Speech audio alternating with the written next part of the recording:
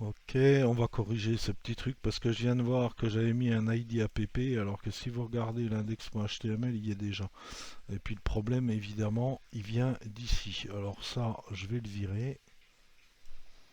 Voilà, toc. Ok, ça me recale déjà sur le haut. Et puis en fait, autant pour moi, j'avais utilisé un primary. Donc la variante, c'est plutôt primary pour ce rouge vif, ce bleu vif, pardon. Primary. Et puis voilà. Là, je suis vraiment en phase donc avec mon application. Bon, après, on pourrait mettre le burger de l'autre côté et tout, c'est pas le problème. Hein. On va rester simple. Ok, alors je vais continuer avec, comme je vous le disais, ce petit menu drop-down là, autre, pour mettre les items. Alors je vais utiliser évidemment du Bootstrap Vue, hein, on va rester dans ce type de balise, hein, et puis placer donc mes items. Alors le Bootstrap Vue, je vais vous le copier, le Bootstrap Vue, les drop-down, je vais carrément l'écrire. Donc bah, c'est un item drop-down. Donc c'est pareil que navitem, donc c'est un b-nav-item. Mais comme c'est une liste déroulante vers le bas, bah, c'est tiret drop down. Voilà, tout simplement. Et puis je lui donne exactement la même classe que les autres, c'est-à-dire la classe navlink, nav-link. Voilà. Et puis évidemment, il faut que je lui mette un texte, parce que le texte on le met comme attribut, et ça va être le texte autre. Voilà. Et puis évidemment, comme c'est un navitem dropdown, ne pas oublier, je vais le mettre là, de faire la balise fermante. Voilà. Ils sont alignés, tout. Ok. Je vérifie si c'est bon. Voilà, vous l'avez. Pour l'instant, il n'y a rien dedans. Puis on va remplir les petits items qui sont dans cette drop-down. Alors, ben, les items, cette fois-ci, c'est plus des nav items, hein, ce sont des drop-down items. Drop-down items, je vais y arriver. Donc, on prend la balise b-drop-down-item. Voilà, je vais en faire un. Alors, évidemment, on va utiliser une route. Moi, je ne vais pas m'embêter. Un copier-coller. Comme je vous le disais, le copier-coller, c'est pas tricher. Hein. Et puis, évidemment, je vais fermer ma balise. Et puis là, c'est les mêmes caractéristiques. Hein. Alors, le premier que je vais faire, ça va être la gestion des casques. Alors, je considère que c'est les paramètres, on va dire, de mon application.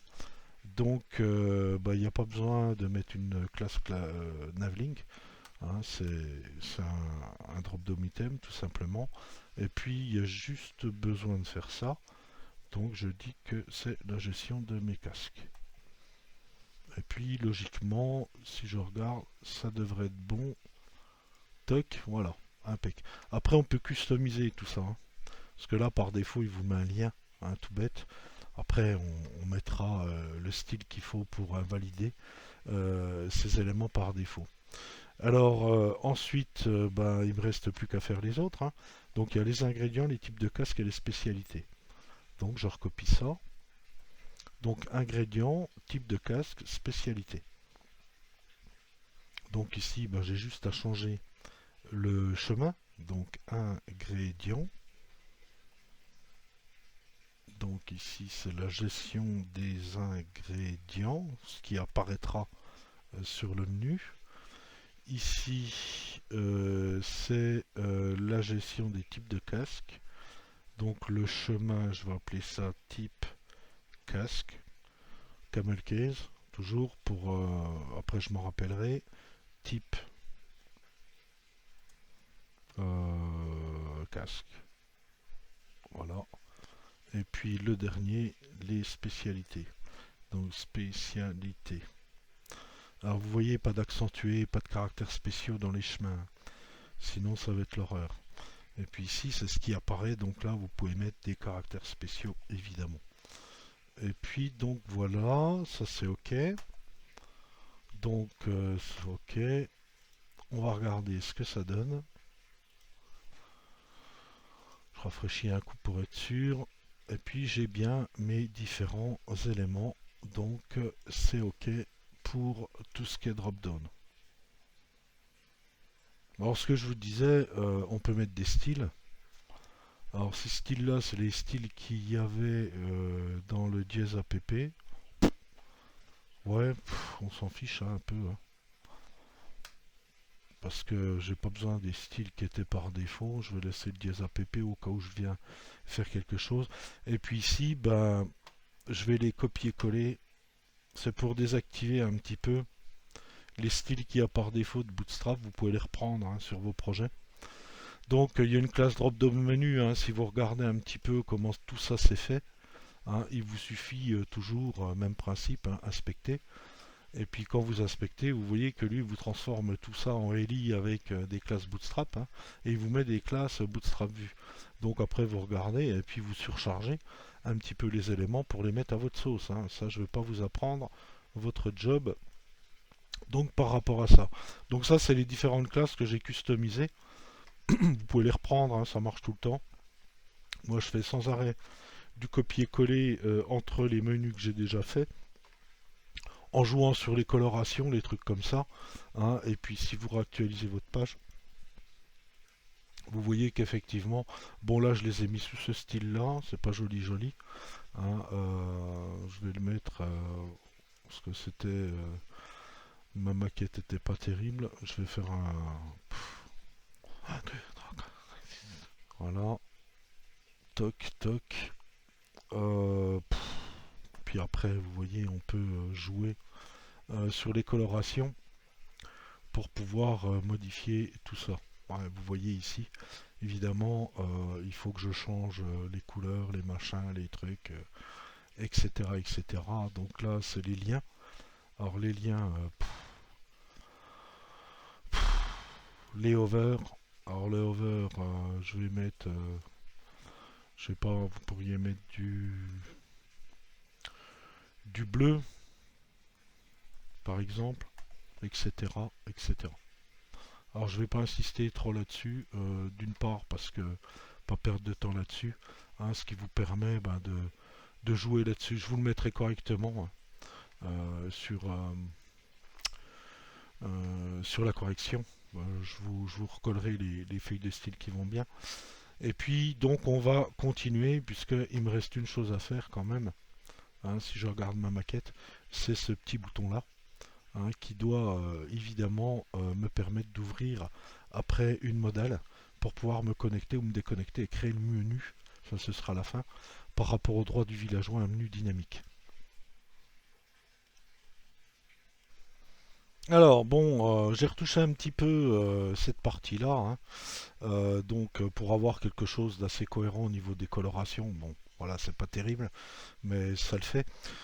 Donc je vous ai mis les styles hein, sur les différents éléments du drop-down menu avec les différents items. Hein. Après vous pouvez les retoucher comme vous voulez. Je ne vais pas passer plus de temps là-dessus.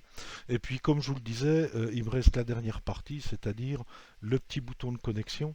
Alors je pourrais ne pas forcément le mettre dans le menu parce que ça fait moche.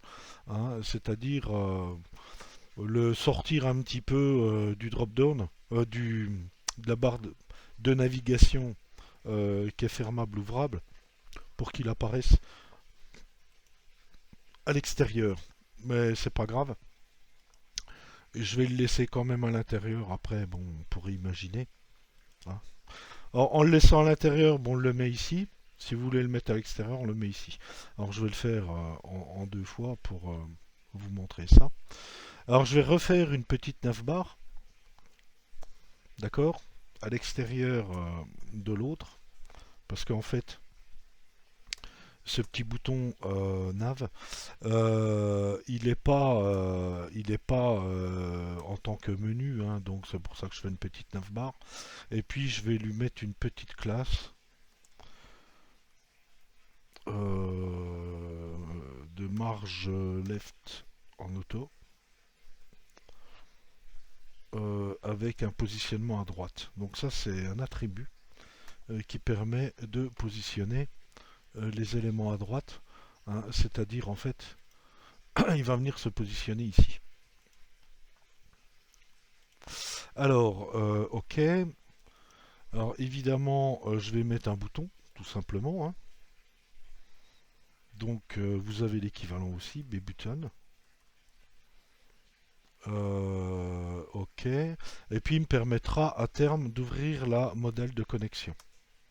Alors c'est pas B-button, c'est B-btn. Voilà.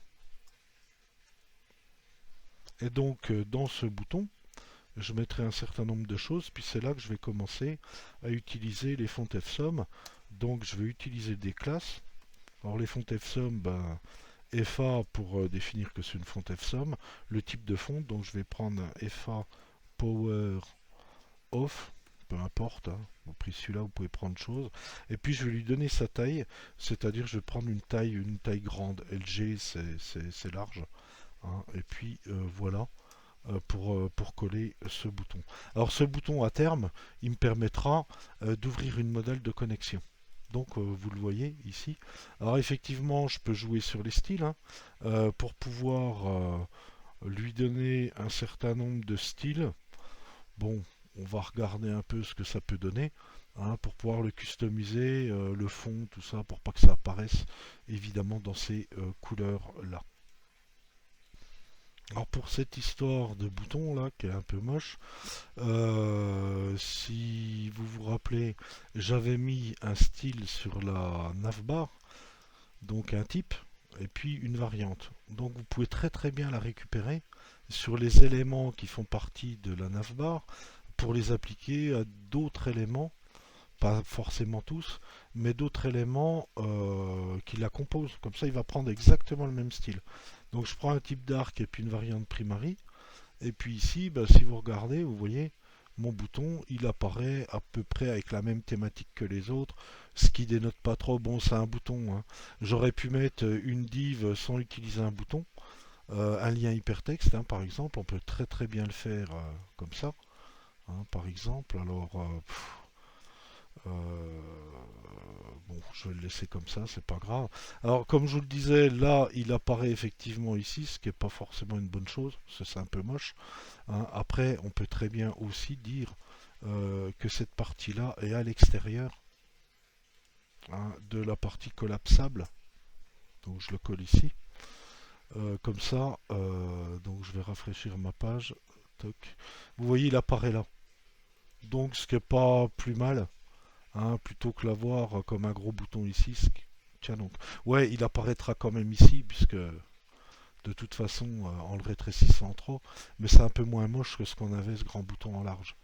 Bon, après, les goûts et les couleurs, hein, c'est bon, quoi. Mais par contre, quand vous voyez, quand je la referme, hein, donc on pourrait retravailler un petit peu cette partie-là.